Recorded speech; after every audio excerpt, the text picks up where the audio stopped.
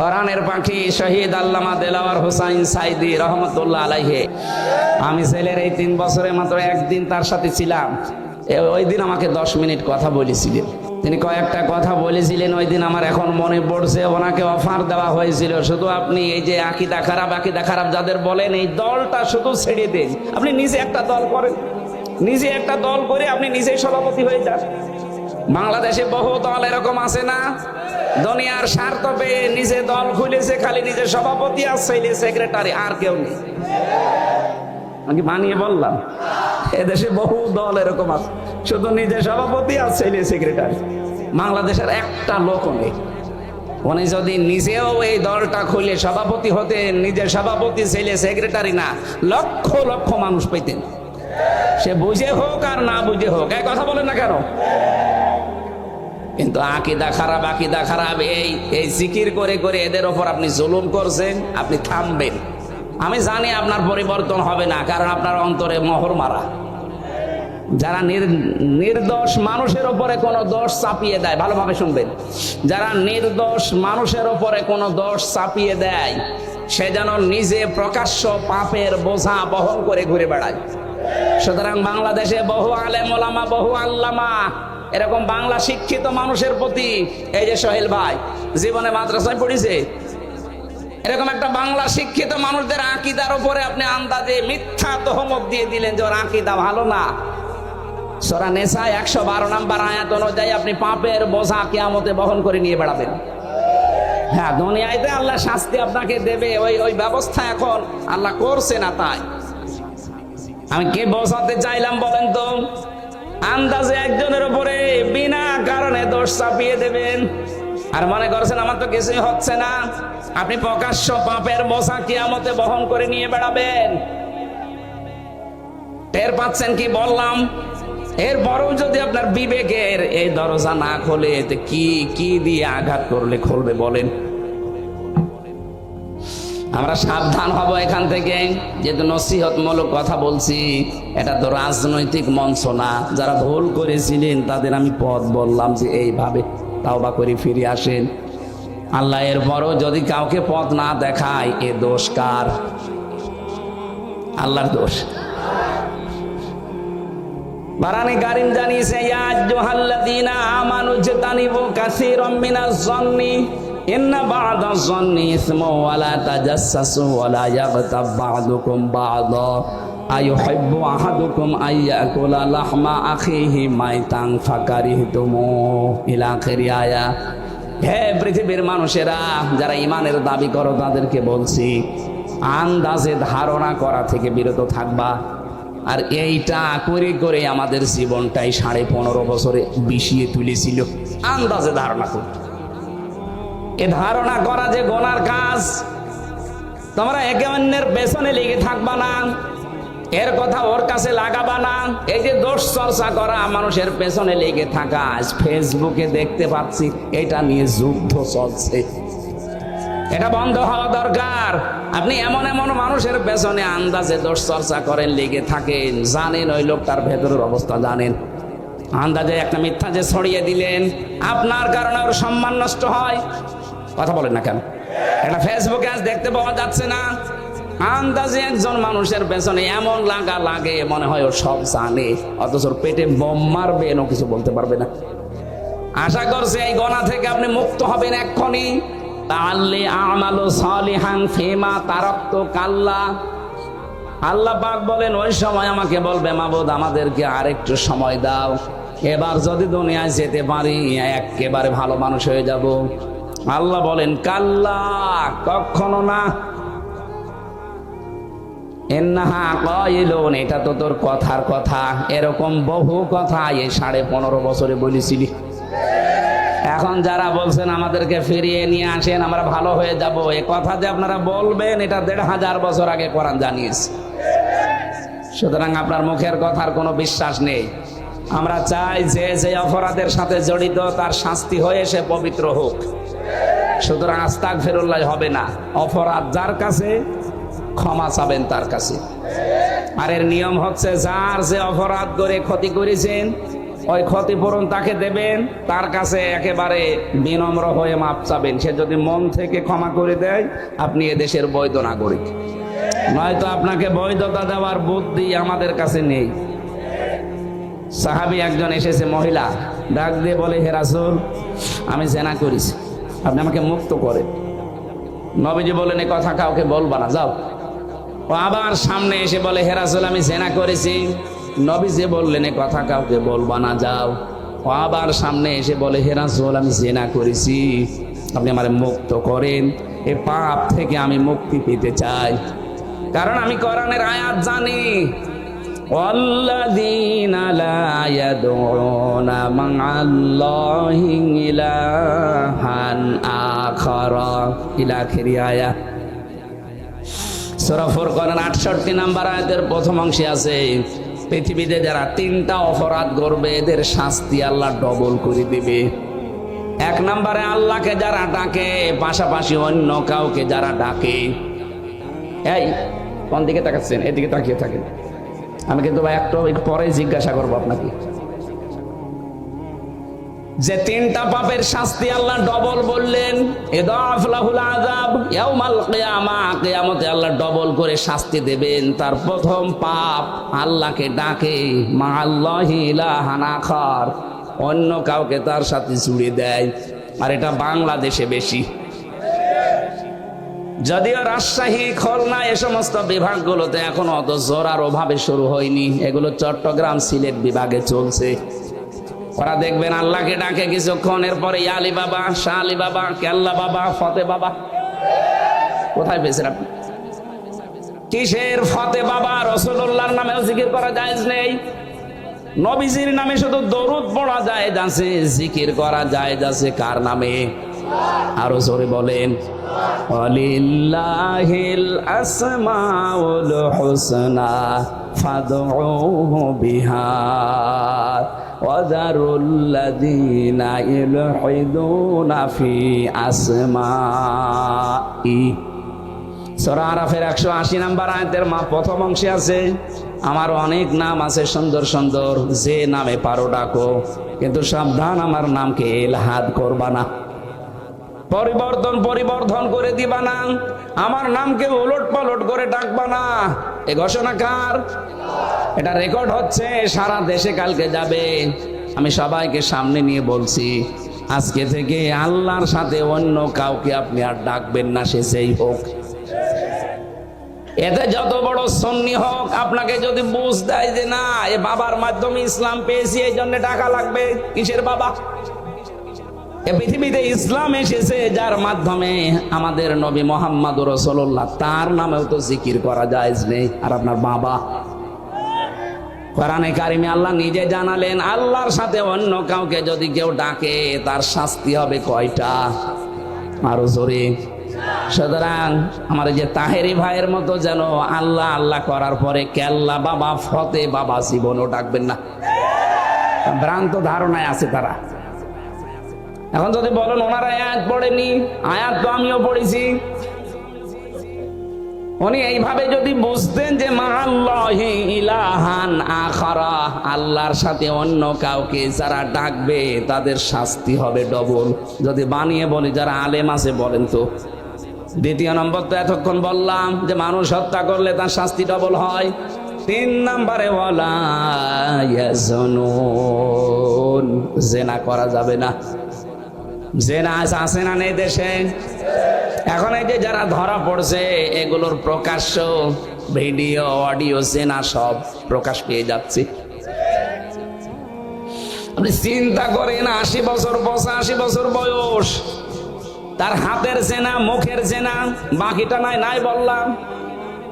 কোথায় নেমেছে তার চরিত্র বলেন তো? জেনা থেকে বাঁচার জন্য একটা ঔষধ বলছি, যেহেতু সবার জীবনে যৌবন আছে, আসতে পারে এরকম, আল্লাহ পাক নিজেই 2টা ঔষধ দিয়েছেন, আজকে থেকে আপনি প্রয়োগ করবেন। সূরা নূর 30 নম্বর আয়াত, قل للمؤمنين يغضوا من أبصارهم ويحفظوا فروجهم ذلك أزكى لهم إن الله خبير بما يصنعون আমি যুবক মানুষ, আমি সহ যত মানুষ এখানে আছি, এই শাস্তি কিন্তু ডবল হবে যদি জেনা আপনার জীবনে থাকে। এক নম্বরে, হে নবী আপনি মুমিন না পুরুষদেরকে বলেন তারা যেন চক্ষুনি নিম্নগামী করে রাখে পরনারী থেকে। তাহলে আজকে থেকে ওষুধটা অ্যাপ্লাই করবেন, পরনারী দেখলেই চোখ নিম্নগামী হয়ে যাবে, সে যত সুন্দরী হোক আর কালো হোক। কথা বলেন না কেন? দুই নাম্বার, ওয়াহফাজু ফুরুজাহুম, তাদের লজ্জা স্থানকে তারা যেন হেফাজত করে। এই দুইটা কাজ যদি আপনি করতে পারেন, যালিকা আযকা লাহুম, এইটাই সবচাইতে পবিত্র পন্থা। আপনাকে বাকিটা আল্লাহ করবে। আমি সহ যারা আছি আজকে থেকে পরনারী, সে মোবাইলে দেখেন, কম্পিউটারে দেখেন, আর চোখের সামনে দেখেন, যেখানেই দেখবেন চোখ নিম্নগামী হবে না, আরো খুলে রাখবেন। বলেন। সুতরাং এই মুহূর্তে যাদের মোবাইলে এরকম কিছু আছে যেটা দেখলে আনন্দ লাগে, অন্য কেউ দেখলে লজ্জা লাগে, এই মুহূর্তে ডিলিট করা লাগবে। এরকম কোন মহিলার ছবি, ড্যান্স, অর্ধ উলঙ্গ উলঙ্গ যে সিনেমাগুলো যা আছে, যার কাছে যা আছে এই মুহূর্তে ডিলিট করেন। করেন করেন, তাড়াতাড়ি করেন। 30 সেকেন্ড সময় দিলাম, নেন। না না, ও আজ কিসের ওয়াজ শুনতে এসেছে, এক্ষণে আমল করা শুরু করা লাগবে। অন্তত এখন যদি লজ্জায় কেউ নাও করেন, বাড়ি যাওয়ার সময়, বাড়ি যাওয়ার আগে সব ডিলিট করে বাড়ি যাবেন। কারা কারা হাত তোলেন তো? এই দেখেন উল্টা পাল্টা লোক এখানে আছে, আমি জানি।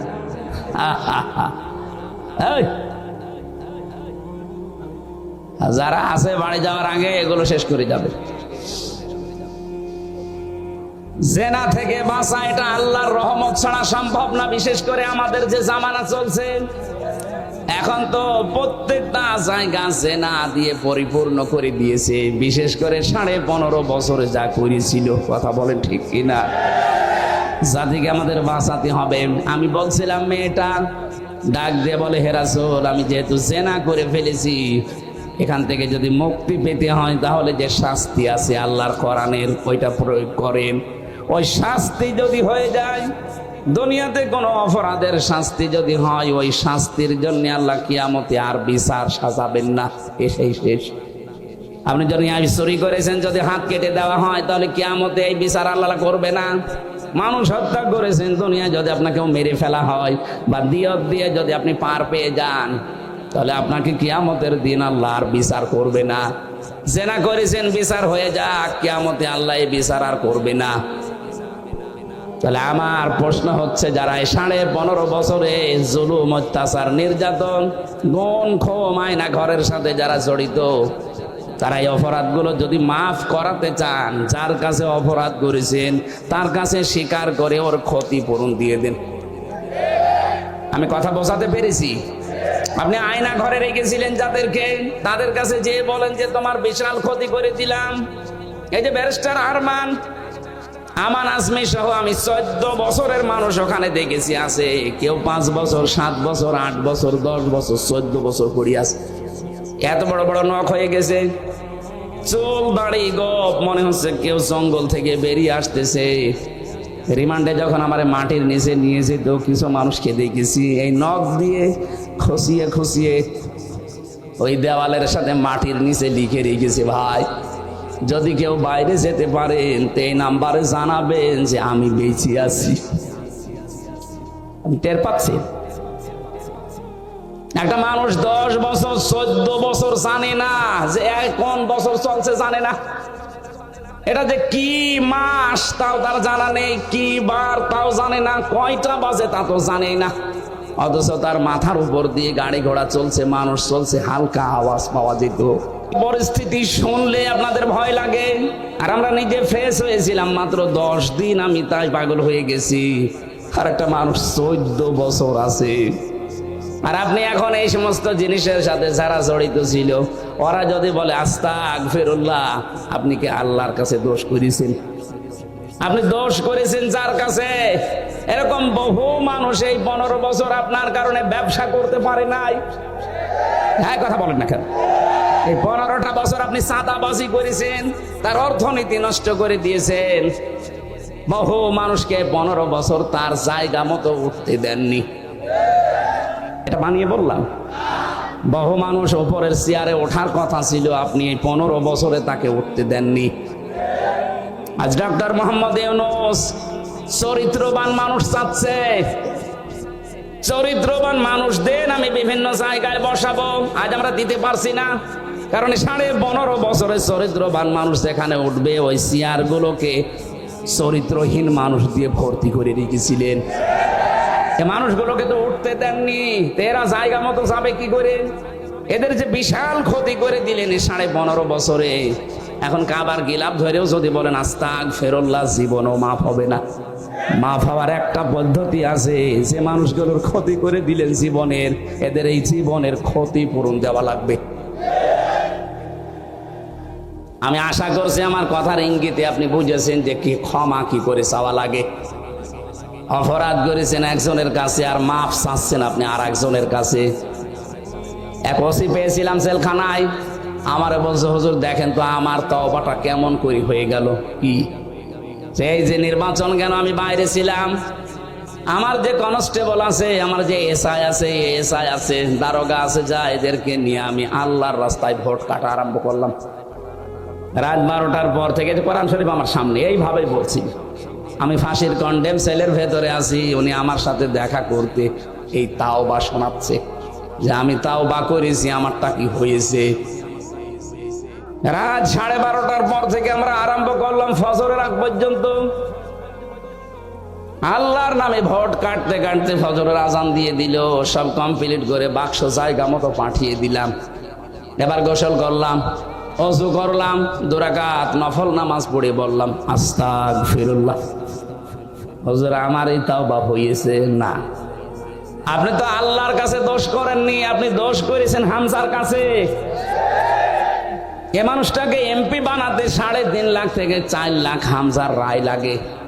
এই কথা বলছেন এখানে, আর আপনি একা একা সব রায় দিয়ে দিলেন। আপনি যার জন্য দিয়েছিলেন সে তো পালিয়েছে, কিন্তু আপনার কি হবে? সব যাতে ভয়ঙ্কর কথা হচ্ছে, আপনার এই 15.5 বছরের ভেতরে যারা ভোট দিতে পারে না এমন অনেক মানুষ মারা গেছে, তাদের কাছে আপনি মাফ চাবেন কি করে? এটা সবচেয়ে ভয়ঙ্কর কথা। বেশি আছে যারা বাড়িতে বাড়িতে গিয়ে বললেন যে আপনার ভোট আমি দিয়েছিলাম, আপনি কিছু মনে করেন না, অন্তত একটা ভোট দিতে পারেননি, 10,000 করে টাকা দেবো, তাও তো সে মাফ করে দিতে পারে। কিন্তু যারা মরিয়ে গেল, কব্বরে আছে, তাদের কাছে আপনি মাফ চাবেন কি করে বলেন? এটা বিশাল ক্ষতি করে ফেললেন, এই ক্ষতিপূরণ আপনি কিভাবে তুলবেন বলেন তো? এরকম ক্ষতি দেশে অনেকের হয়নি। মাফ নাই চাওয়া যায় জীবিত মানুষের কাছে, মরে গেছে মাফ চাবেন কি করে? কি করলেন বলেন আপনি? এখন নিজের কি ক্ষতি করলেন? এরকম ক্ষতি যেন সামনে কেউ আর না করেন। অনেকে এরকম ক্ষতি করার জন্যও মশানে বসে আছে যে দাঁড়ান, থালা হাতে আগে পায়। এই জন্যই তো বিচার ব্যবস্থায় যারা আছে শক্ত হওয়ার জন্য আহ্বান জানাচ্ছি।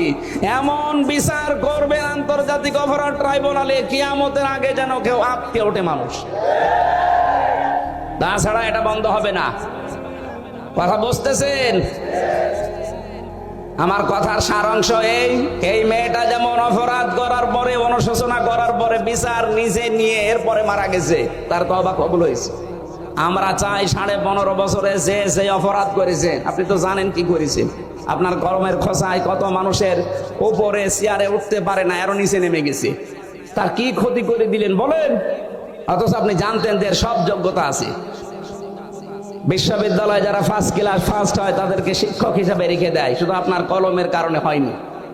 এই যে বিশাল ক্ষতি সারা দেশে যারাই দায়িত্বে ছিল, 1628টা চেয়ারে, এগুলো সব জালেম। বিশেষ করে 1628টা চেয়ারে যারা ছিল, এগুলোর প্রত্যেকটা জালেম। আর কিয়ামতে এদের বিরুদ্ধে মামলা দেবে আল্লাহ নিজে, কারণ জালেমের বিরুদ্ধে মামলা হামজার না। আমিরে জামাত বলছে আমরা সত্যিকারের অপরাধীদের শাস্তি চাই, উনি সাধারণ ক্ষমা ঘোষণা করে করুক। না আমরা যদি কিছু নাও বলি, জালেমদের বিরুদ্ধে মামলা সরাসরি দেবে কে? ইন্নামাস সাবিলু আলাল্লাযিনা ইয়াজলিমুনা নাস, সূরা শূরা 42 নম্বর আয়াত। আল্লাহ বলেন আমি নিজে জালেমদের বিরুদ্ধে মামলা দেব। এই কথাটা কত ভয়ঙ্কর টের পাচ্ছেন? যিনি বিচারপতি তিনি মামলার বাদী। এই জন্য আপনার জন্য আফসোস করা ছাড়া আমাদের আর কিছু করার নেই। আপনার জন্য ক্ষমা চাইলেও ক্ষমা হবে না, কারণ জালেমদেরকে আল্লাহ হেদায়েত দিচ্ছে না, দেবেও না। আল্লাহু লা ইয়াহদিল কওমাজ জালিমিন। ইয়াহদি এটা মুজারি, বর্তমান ভবিষ্যৎ, প্রেজেন্ট ফিউচার। এই জন্য জালেমদের জন্য আফসোস, সামনে যেন কেউ আবার জালেম না হয়ে যায়। কথা বলো না কেন? আমরা দেখতে পাচ্ছি বাংলাদেশে এখনো বুঝে হোক না বুঝে হোক, আবেগে হোক আর যেভাবেই হোক, অনেকেই জালেম হওয়ার জন্য চেষ্টায় আছে। না, আপনি জালেম হবেন না, মাজলুম হন। মাজলুম হলে অসুবিধা নেই, কিন্তু জালেম হলে খবর আছে, আল্লাহর মামলার আসামি হয়ে যাবেন, জান্নাত হারাম আপনার জন্য। চিন্তা চেতনার পবিত্রতা দরকার আমাদের। আমি তাজ্জিবিন শব্দ থেকে এসেছিলাম। আজ যাদের সবচাইতে বড় পবিত্র তাদের বিশ্বাস আকীদার, তাদের উপরে আপনি এই শব্দটাকে পুরা উল্টিয়ে বলছেন আপনার আকীদা খারাপ। এটা একটা জুলুম তাদের উপরে। এই কথা বললেন না কেন? তাদের আকীদা যদি খারাপ হবে, যে মানুষগুলোকে আপনি বিদায় করলেন, এদের প্রত্যেকের কাছে এই অফার ছিল যে আপনি শুধু দলটা ছেড়ে দেন, তাহলে আপনার ফাঁসির রশি গলায় থাকবে না, ফুলের রশি আসবে। ওরা বলেছিল না, যে আকীদায় আছি ইয়াকুলুনা তাজ্জিবিনা সালামুন আলাইকুম উদখুলুল জান্নাহ, এটা আমরা দেখতে পাচ্ছি, সুতরাং না, জীবনেও পাল্টাবো না। এই কারণে তাদের ফুলের মালা থেকে ফাঁসির মালা পর্যন্ত চলে এসেছে, নিজের আকীদা বিশ্বাস তারা পাল্টায়নি। আর আপনি জীবনে কোনোদিন ফাঁসির রশি দেখানোনি, ফতোয়া দিয়ে যাচ্ছেন আপনার আকীদা খারাপ। আকীদা খারাপ হলে তারা এখনো বেশি থাকতো আমাদের মাঝে। এই কথা বলেন না কেন? আর আজহার হলে থাকতো। কোরআনের পাখি শহীদ আল্লামা দেলাওয়ার হোসাইন সাইদি রহমতুল্লাহ আলাইহি, এই ময়দানে তিনি 24 বছর এসেছিলেন একাধারে। আমি ছেলের এই 3 বছরে মাত্র একদিন তার সাথে ছিলাম। তার কাছে বহু অফার এসেছিল, আমার এইভাবে ভালোভাবে চেনি না। ওনার মানে অনেক কিছুই তো দুর্বল হয়ে গেছে। আমি যখন কাছে গিয়ে বলতাম, হুজুর আমারে চেনেন, আমি হামজা। ওই যে বাশার আলামিন হামজা, তার মানে ওনার ছেলে শামীম সাইদি, মাসুদ সাইদি ভাই, কয়েকজনের নাম বলতো, যে এখন বাইরে এরা কথা বলছে, বাশার ভাই, আলামিন ভাই, হামজা ভাই। হামজা ওই দিন আমাকে 10 মিনিট কথা বলেছিলেন। তিনি কয়েকটা কথা বলেছিলেন ওই দিন, আমার এখন মনে পড়ছে। ওনাকে অফার দেওয়া হয়েছিল, শুধু আপনি এই যে আকীদা খারাপ যাদের বলেন, এই দলটা শুধু ছেড়ে দেন, আপনি নিজে একটা দল করেন, নিজে একটা দল করে আপনি নিজেই সভাপতি হয়ে যান। বাংলাদেশে বহু দল এরকম আছে না, দুনিয়ার স্বার্থ পেয়ে নিজে দল খুলেছে, খালি নিজের সভাপতি আর ছেলে সেক্রেটারি, আর কেউ নেই। আমি বানিয়ে বললাম, এদেশে বহু দল এরকম আছে, শুধু নিজের সভাপতি আর ছেলে সেক্রেটারি। বাংলাদেশের একটা লোক নেই।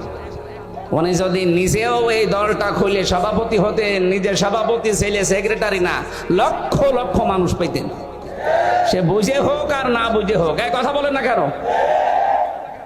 কিন্তু আকীদা খারাপ, এই জিকির করে করে এদের ওপর আপনি জুলুম করছেন, আপনি থামবেন। আমি জানি আপনার পরিবর্তন হবে না, কারণ আপনার অন্তরে মোহর মারা। যারা নির্দোষ মানুষের উপরে কোনো দোষ চাপিয়ে দেয়, ভালোভাবে শুনবেন, যারা নির্দোষ মানুষের উপরে কোনো দোষ চাপিয়ে দেয়, সে যেন নিজে প্রকাশ্য পাপের বোঝা বহন করে ঘুরে বেড়ায়।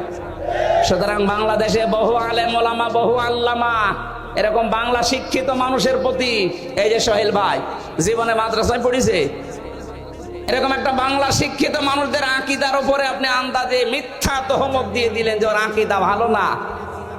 সূরা নিসা 112 নম্বর আয়াত অনুযায়ী আপনি পাপের বোঝা কিয়ামতে বহন করে নিয়ে বেড়াবেন।